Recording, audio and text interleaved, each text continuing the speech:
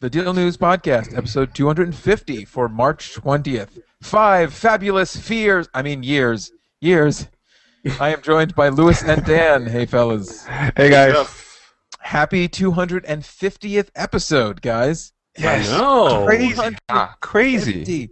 We've been doing this 250 times. That's... You think we would be better at it. well, to be fair, I've only been doing it for about, I don't even know how long I've been doing it. I don't know. When did about you join? 100, maybe at 150, maybe? Something like that, yeah.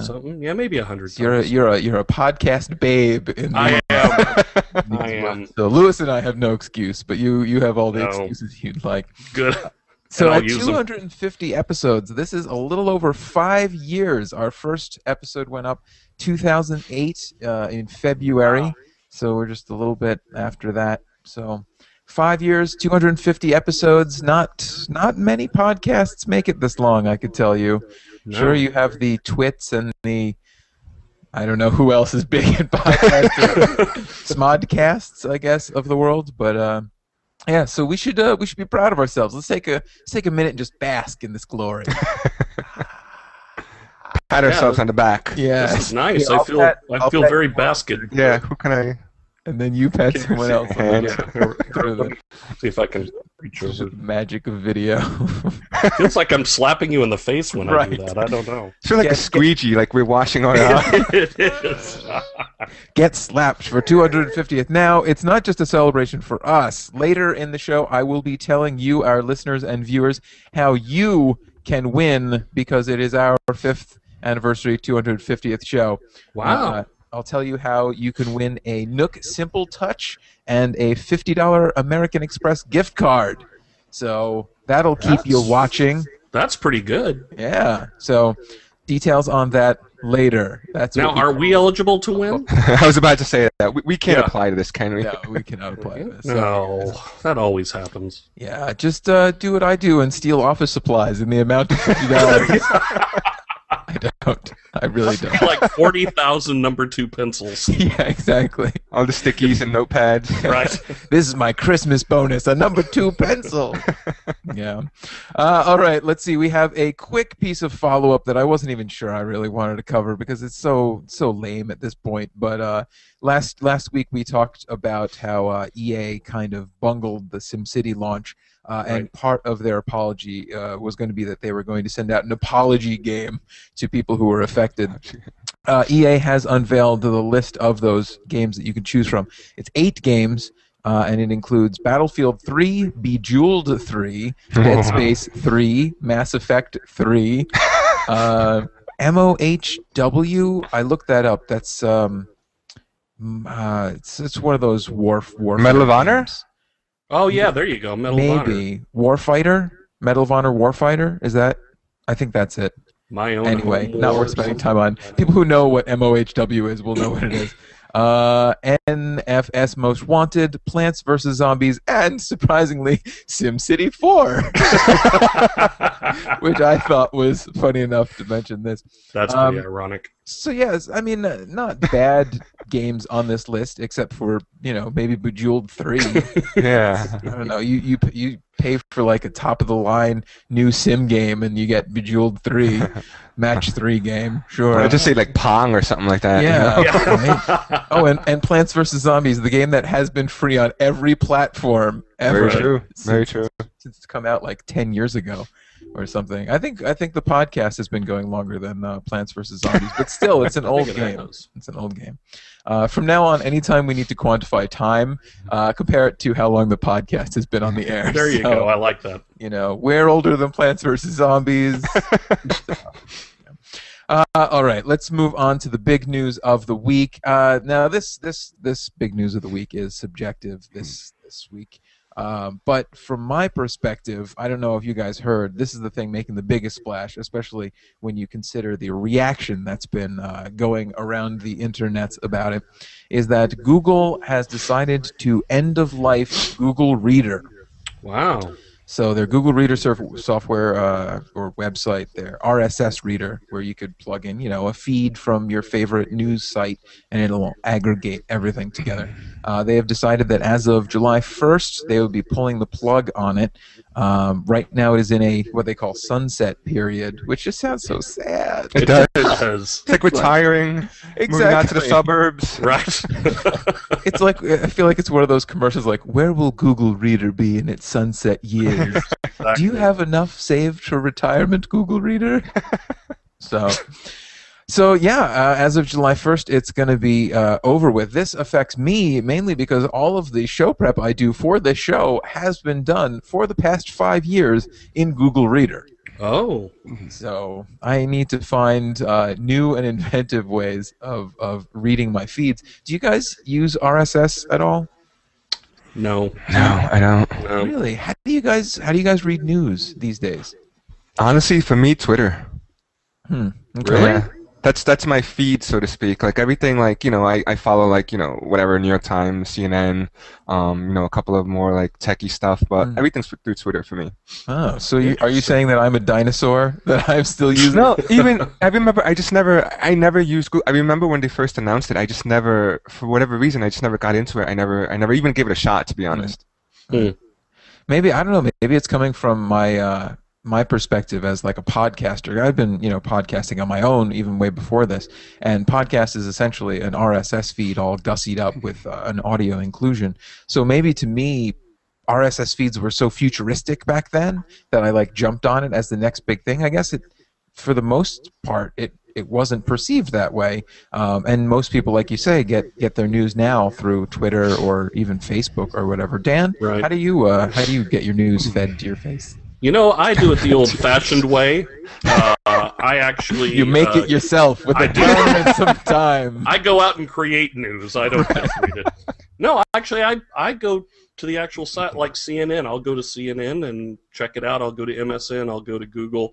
I'll just go to the sources and browse through what I want to do. I guess it's kind of nostalgic for me because it's kind of like picking up a paper and reading it. Right.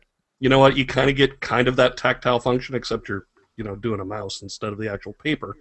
But I really like that, of being able to browse through and like just kind of do a quick 2-second scan of a news story. Right. Like you almost, it's like you curate the news that you want to read versus Twitter pushing the news that you know. Exactly. Well, see, this is interesting then, because I apparently, as I've been reading up on RSS feeds and whatever in the last couple of days because of the story, I realized that I'm kind of using RSS wrong anyway.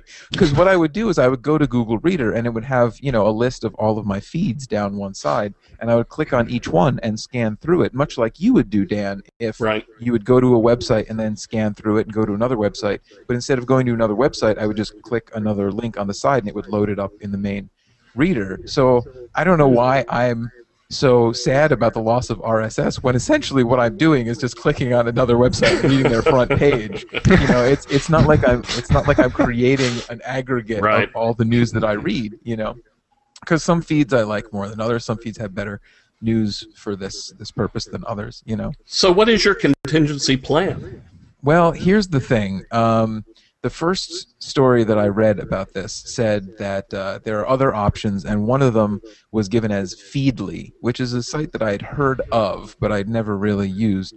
And interestingly enough, Feedly on their blog says that more than 500,000 Google Reader users have joined Feedly in the 48 hours since Google Reader was announced ending. Seriously? So 500,000 people use Google Reader enough. I was a bit shocked that this was like the story of the week. I was like, when I first read the headline, oh, Google's closing down Google Reader, I was like, oh well, I guess it made sense. People weren't using it, and then all this uproar came out. I was like, whoa! It's like all these people have been using it, and everyone's just like mad. They're mad at Google. Yeah, I'm sure 500,000 is a drop in the bucket to Google, who probably has billions of people using Gmail and all the other stuff, and maybe they can't sell as many ads through Google Reader as they can their other properties, but that's still a huge chunk of people. Right. Yeah, 500,000's nothing to sneeze at. Yeah, and even people have even started making those change.org petitions. as well. You can sign up for one. One of them has like over 133,000 signatures right now, Wow. and they're going to try and petition Google to keep it open. I don't know. I think you're going to need more than 133,000 Right. signatures. You know, even on top of hearing that 500,000 people went to Feedly to try and like keep their feeds working. That said, because 500,000 people went to Feedly, it was horrifically crashing all the time, Oh. and was giving me a very bad user experience. Today was the first day I used it, and it's okay, you know. But again, I'm not using it for anything more than click on a link and read the homepage. So I don't know why I just don't have a link of bookmarks for this. So yeah, that's how news is changing. Let's see what else. Oh, Dig also said that because of this, they are going to work on a clone of Google Reader. Oh, nice. So yeah, this is, I don't know, is that nice, or do you think that's just Dig being like, let's say this and become relevant? Yeah, I didn't even know Dig was still around, to be honest. When I saw that, I was like, Dig is still around? I was like, holy crap. Well, I knew they were still around, but it would make sense, I think, on both fronts for them to go ahead and do one as well as jump on a bandwagon to be relevant. I think this is a perfect opportunity. They're just being opportunistic, I think. Yeah. I mean, it's the perfect time for someone to be opportunistic because apparently there's 500,000 people willing to jump to the Google Reader replacement. And if you have the best one, that's a built-in audience of 500,000 users. And for Google, that might not be a lot. But for someone like a Feedly or a Dig, that might be a huge chunk of people that, you know, you could start selling ads to, you know? Yeah, it'd definitely be an upswing for them for sure. Yeah. So the other thing that about the story that caused my eyebrow to raise was, in fact, that Change.org petition that was made. Are we now living in a society that feels like we can bully anyone into keeping something alive if we give them enough signatures? Like, I feel like I hear about Change.org signature petitions for everything. Right. And people wouldn't do them if they didn't work sometimes, right? But does that now give us a false sense of that we are empowered to keep things alive because we signed an online petition?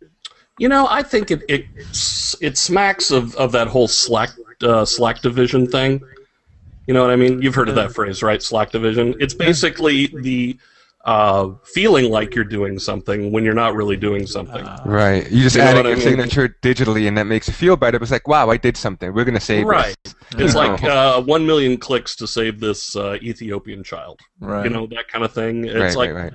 I think it's just a way, and this is just me, maybe I'm being a curmudgeon, but it just seems like a way for people to get the warm fuzzy of standing up for something without actually really doing anything, like sitting down and writing a letter to a company or a congressman or whatever. Right. Right. Well, But do they work though? Like I feel like there's been a couple that have worked. You know, like I've never heard of one. there are companies out there that like really take that to heart and they're like, holy crap, you know, we have 500,000 readers, 500,000 users, you know, telling us they want this feature or they don't want us to discontinue this service.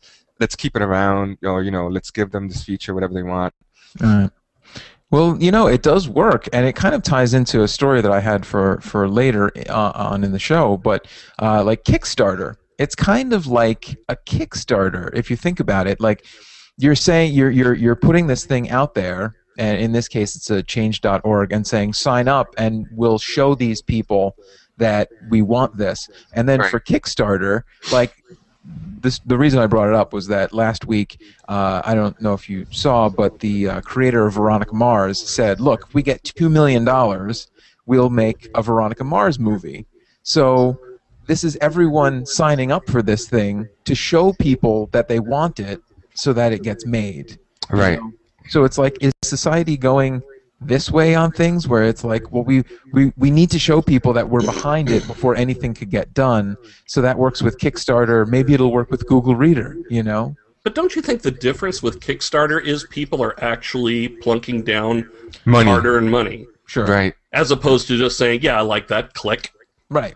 But what I'm saying is like it'll work for Kickstarter, but not for everything else. You know, Oh, like right, okay. like adding your name to a list works on Kickstarter because you're also giving the money to fund it, and the people that were thinking about making this movie or distributing this movie, which is the case of Warner Brothers, will Right. see that there is money to be made here. So you think, well, it worked with Kickstarter. Let me sign this Change.org petition, and the thing Right. is that they don't care. 'Cause Isn't that how it worked with Family Guy? When Family Guy went off the air, there was such an uproar and a bombardment of letters from people saying, "Hey, we want this show back," and then they brought it back. Isn't that what happened? I don't remember. I think it had more to do with them seeing the ridiculous amounts of DVD sales that Oh. were made from the like the seasons that had gotten to DVD were just ridiculously popular and made a lot of money. And Fox was like, how could we make more of these DVDs? Oh, gotcha. Let's keep the show on air. Exactly. Right. Exactly. I think they saw that the amount of money that they would make in DVD sales is worth the investment of time into. See, but I'm not. I have to say, I'm not a big fan of Kickstarter. I don't know why. I'm not. And the reason, all right. So, like, the thing with the Veronica Mars movie is, so essentially they wanted, was it $2 million? $2 They million. wanted $2 million. Okay, so people, I think they got over $2 million. Yeah. Right But- now they're almost the 3,686,000. So it's a success. The movie's going to be made. But why doesn't the movie studio have the money to do this? You know what I mean? They have the money. It's just that they don't want to put up the money. They don't want to use their own money. Right. Right. They don't That's see the kinda cool. viability of the project. That's Right. crappy then, because then you, as the consumer, as the user, you're putting up your own money, which is going straight to the movie studio, which I'm sure they're not bankrupt or anything like that, you know? Right. So it's almost like the consumer is funding the movie, and what do they get out of it? I mean, maybe they'll get a free ticket. I don't know what the Kickstarter Well, thing was. they get the movie that they wanted, you know, and for a lot of people, that's enough to get something into the world that they want. You know, that's why this Kickstarter has made it very easy or very lucrative for big businesses to make the money before they make something. Like Kickstarter used to be a great idea when it was like, let's help this little guy make a comic that he always wanted to make. And that's awesome. I totally love that aspect of Kickstarter. But when Exactly. the big companies come in and say like, hey, you know, this is Time Warner, we want to do, or this is Warner Brothers, we want to do a movie. You know, we need money. Give us Right. $3 million. You know, it just feels icky. I don't know, something about it I don't like. Yeah, it totally does, especially if you read the fine print of this Veronica Mars thing, is that all they had to do was raise $2 million because the people who wanted to make the movie, that would cover their production costs. Now, the guy had talked to WB about this, and they had said, look, if you can raise that $2 million and make it on your own, we'll pay for distribution and DVDs and promotion, which in and of itself is millions of dollars worth of an investment. Right. They're probably going to wind up spending tens of millions of dollars on commercials, print ads, and all sorts of other things for the movie, but they don't want to spend that initial $2 million unless they know that that $10 million is going to reach an audience that they want. So essentially what we're doing is we're telling this company, this huge company, yes, shut up and take our money. Yeah, essentially, that's exactly what it feels like. It's like, shut up, take my money. You know?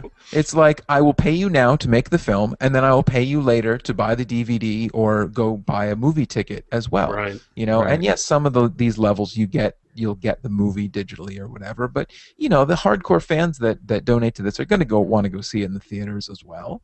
You know, it's just a nice built-in thing. It's just kind of crazy that we've gotten to this point where we're willing to pay for things before they're even done. Right. Right. You right. know, and I know that if they don't get funded, you don't pay or whatever, but it's just, I don't know, it's just weird to me. It's like, yes, I would like to see you make this movie.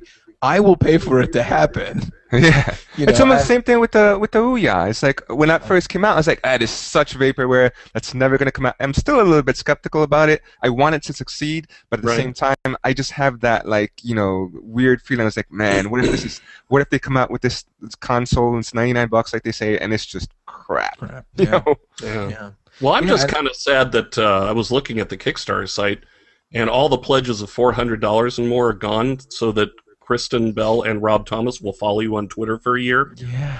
Weird, right? That is really bizarre. You pay I mean, it'd be kind of cool, $400. though. But you also get a movie poster, a Blu-ray combo pack, Yeah. a digital version of the movie, a limited edition T-shirt, and PDF of the script. Yeah.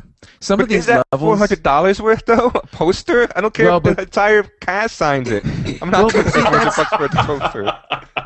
See, but that's the thing is that you're overpaying. It's like when you pledge to, PBS. Like a PBS, you get like right. the You DVD know that and the CD. Right, Right. you know that Right, tote right, right. bag isn't worth $50. yes. But you're Right. pledging to get the thing done. But I thought on the flip side, Lewis, that some of these things they were giving a little bit too much for the money that people were donating. I felt like at some of these levels they were giving you way more product back than what they should for the What they level should of charge. donation. Right. You know I was what? like, I've seen musicians do this, and I think cannot be a Kickstarter, but via some other website of their own, whatever, where they're coming out with their, they ditched the record label, they're doing their own, producing their own album, and they Right. say like, all right, you know what?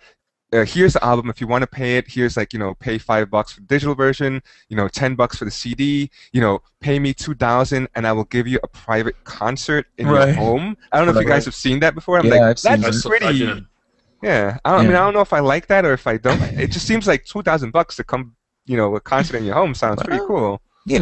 Again, it's for the people that just want the album to be made. They're truly backers. They're truly Right. like angel investors. And I don't know. Maybe it's just because I couldn't care less about Veronica Mars, but just the fact that this like hit 2 million within 24 hours of it starting, I was just like, isn't there something better to be? Yeah, like seriously. like put this money aside for the small independent guy who's trying to get his first movie made or his Agree. first book Right. published or his first comic book published. Don't give $2,000 to these people that will make this movie. If they get a profit. Right, exactly. Right. I don't know. It's a little strange, but I'm sure there are a lot of marshmallows out there, which are what you call Veronica Mars people. Apparently. Oh, you know a lot about this. Think Did you sign up? I'm looking for your name here. Yeah. No, I just saw that in the Kickstarter thing, Kristen Bell starred with Dearest Marshmallows, and I Oh. think that's because that's what you call people who like Veronica Mars or something like that. I don't even know what Veronica Mars is. How sad is that? She is a teen private investigator. The first 2 seasons of the series were really, really good. So she's kind of like an updated Nancy Drew. Yes. Okay, Yes. all right, that Exactly. makes sense. With drugs and Violence. like yeah, pretty much. Oh. Like the senior side of high school life. Yeah. I like that. But yeah, I wonder it's if I good. could do a Kickstarter to get lunch. Right. If you I've seen donate- it. What? I've seen blogs, like local blogs, so like, you know what? There's a new restaurant in town. I can't really afford it. Can you back me so that me and a friend can have dinner and I'll review it for you for my website? I've And been beaten it got to the funded. punch. It got Wow. funded. Wow. Are you kidding me? All right. Here's our homework. We have to come up All right, with here we the go. I'm next doing Kickstarter. this right now. Yeah. How can we raise $2 million to get something? Oh, I don't want $2 million. I'm No. just looking for a Philly cheesesteak sandwich. A $2 million Philly cheesesteak You'll sandwich. eat it on YouTube Live if you I get will. I'll funded. eat it on YouTube Live. I'll Instagram it. But it has to come from Philadelphia, so it needs to be overnighted. Right. See, and that's why you need the $2 million. Exactly, to buy a plane. Mhm. Oh, I don't know about a plane. Maybe you should have like when they bring the torch to the Olympics. You should have a chain of runners from Philadelphia to your house that like will carry it to the next guy who passes it off to the next guy to the next guy. It's gonna be a dirty as- sandwich. I was going to say, as a germaphobe, I have a problem with that. It's gonna be wrapped up in like one of those heat bags, You're gonna be running, sweating. Sandwich gonna be Yeah. salty. I don't like it. I don't like it. Oh, See, but gross. these are the kind of hurdles we're gonna have to get over using that $2 million investment. I guess so. I guess I could afford like a bunch of penicillin. Yeah, see, you put aside some for penicillin, and, Right, and you're And you're good. good to go. All right, so look for my Kickstarter for lunch tomorrow. All right, we have time for one last quick story. I think I want to talk about getting into wearable technology again. Yeah. This one is from Samsung. Tell us a little bit about that, Louis.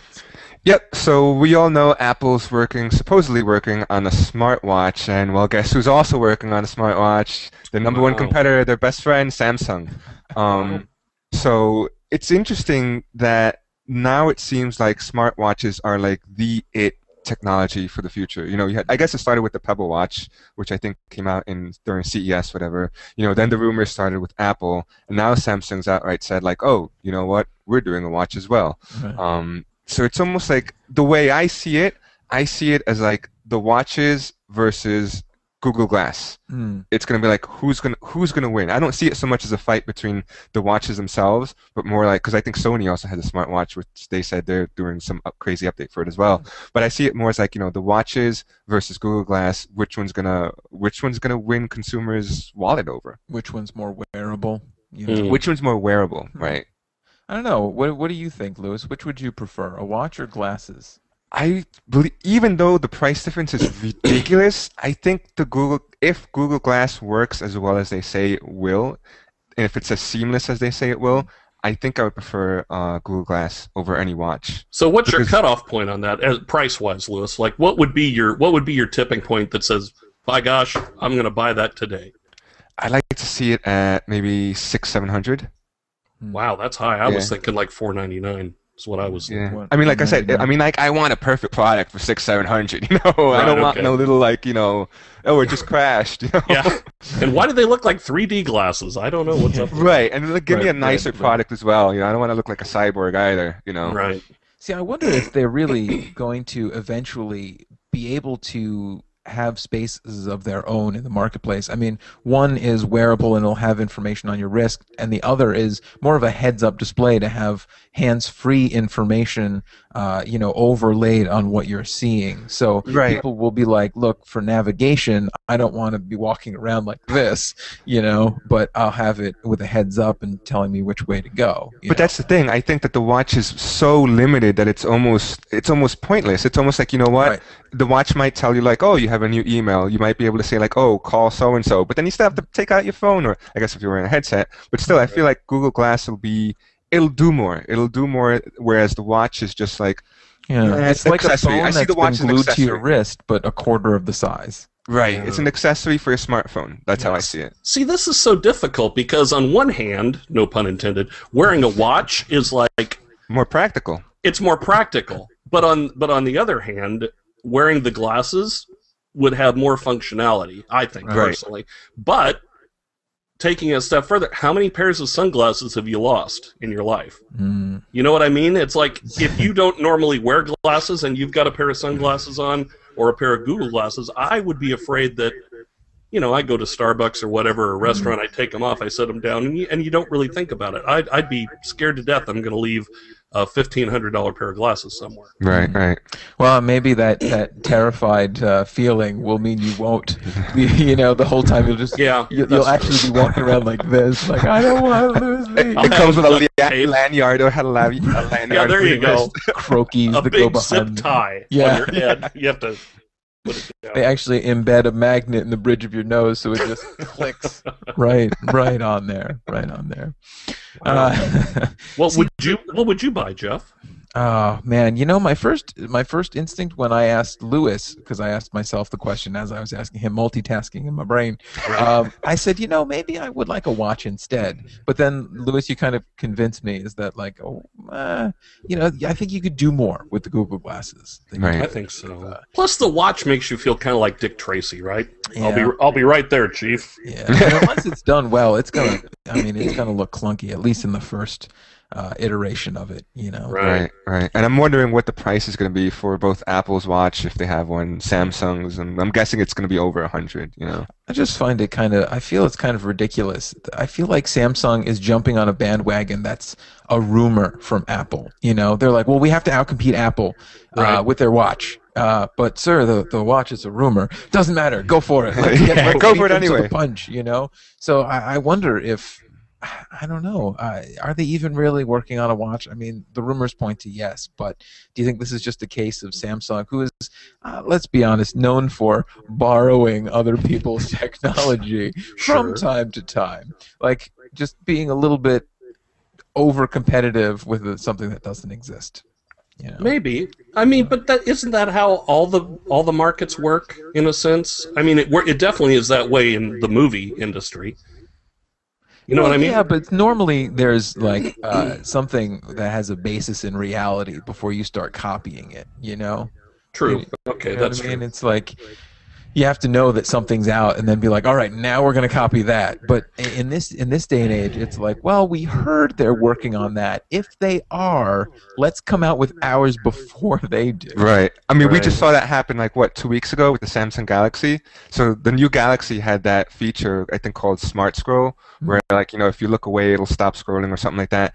And like even before Samsung's event, LG said like, "Hey, our phone has that too." So Right.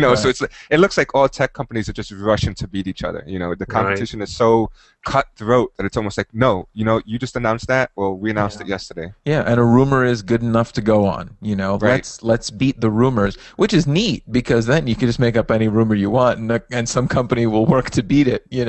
And you could use that to your advantage. Like if you're Apple and you want Samsung to waste a lot of money on wearable computing that you think is ridiculous, float the idea that you're coming out with an iWatch. Samsung will spend a lot of R&D on that, and then you walk away being like, nope, just another phone. Sorry, Right. chumps.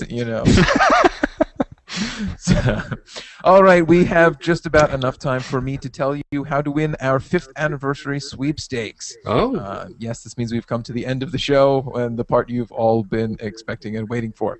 All right, here's what you have to do. All you need to do is send out a tweet that includes a link to the podcast, any link. It could be iTunes or on our website, the show notes page, whatever. Just well, we're using you to do our social marketing for us here, is what I'm Nice. saying. I like that. So any link to our podcast and the hashtag DealNewsPodcast250, DealNewsPodcast250.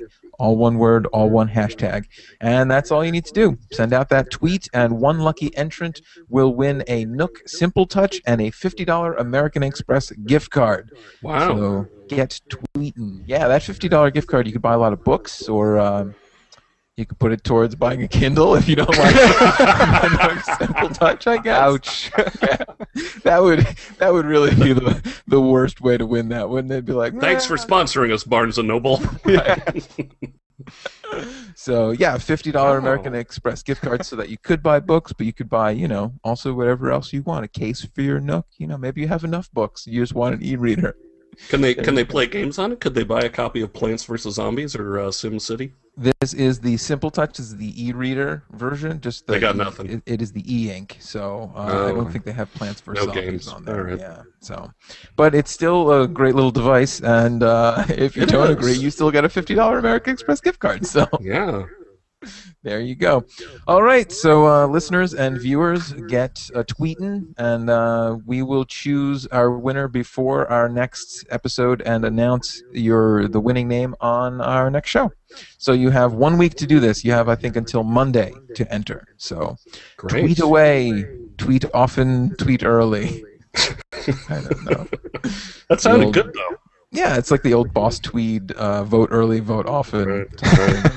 Yeah, Nice. when you scam societies like that. All right, we are done, so I want to thank you guys for joining me. Thanks, Thanks, Jeff. Plugs. Does anyone have anything they want to plug? Any, Other than my Kickstarter for lunch tomorrow? Yeah. No, I got yeah. nothing. Plug your Kickstarter. You can find it at kickstarter.dancelunch. You're not gonna find it. I'm not going to do it. But yeah, I thought we all do so many other things on the side. I thought maybe we should add a plugs portion to the Oh. show. So if you guys ever have anything you want to plug, I'm gonna open it up to plugs in the end. If you wanna, Wow. just, other podcasts, other things you're doing, a marathon you're running. Follow me on Twitter, find me on Facebook, whatever you want. Yeah, okay. You can follow me on Twitter at Dan Leadbetter, DanLeadbetter. I don't really have anyone famous following me, so if there is anyone famous out there, Now's your chance to be the now's your first to be on the chance. ground floor of following. get it Louis, early before I become famous. Louis, where can people find you online? Yes. So I'm at Luis Ramirez, LOUISRAMIREZ. All right, and I am at Jeff, which is spelled DZHEOUGH, I think. Way to make Your it easy handle for is people. so difficult to remember. I know. I can't. It sounds like when I sneeze. Right.